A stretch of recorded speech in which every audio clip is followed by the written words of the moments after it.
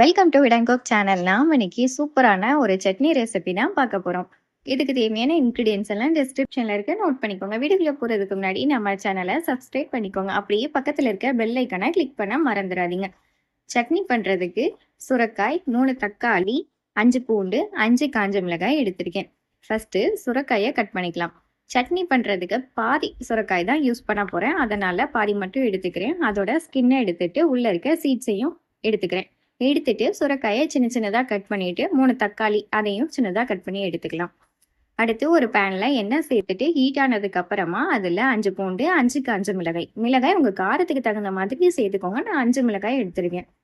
இது கூடவே கட் பண்ணி வச்சிருந்த சுரைக்காயும் சேர்த்து வதக்கிக்கலாம்.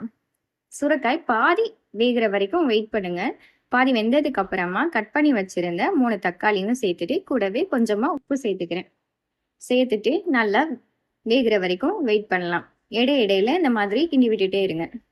வெந்ததுக்கு அப்புறமா ஆற வச்சிடலாம். ஆறுனதுக்கு அப்புறமா மிக்சியில அரைச்சிட்டு கொஞ்சமா எண்ணெய், கடுகு, கருவேப்பிலை வச்சு தாளிச்சிட்டா ஹெல்தி அண்ட் டேஸ்டியான சுரைக்காய் சட்னி ரெடி ஆயிருச்சு. நீங்களும் மிஸ் பண்ணிடாம கண்டிப்பா ட்ரை பண்ணி பாருங்க. எப்படி இருந்துச்சுன்னு மறக்காம கமெண்ட்ல சொல்லுங்க.